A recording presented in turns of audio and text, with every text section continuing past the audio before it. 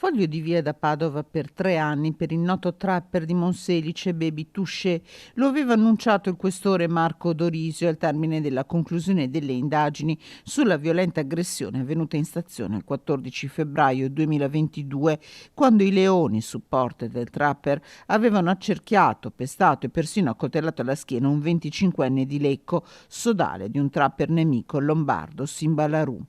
Una faida tra bande rivali che aveva continuato a insanguinare vie e piazze tra Lombardia e Padova e a giugno scorso aveva avuto come teatro anche il parcheggio del Pride Village in via Rismondo, dove lo stesso trapper era stato identificato e denunciato per aver aggredito con altri sostenitori 2 giovani all'uscita del village, utilizzando anche dei tirapugni. Alla denuncia si aggiunge la misura restrittiva notificata dalla Divisione Anticrimine della Questura, che per Baby Touché si aggiunge al foglio di via del Comune di Vicenza, notificato a giugno 2022, e a quello del Comune di Venezia, arrivato a novembre 2022. Una guerriglia violenta e insensata con la finalità di aumentare i followers sui social.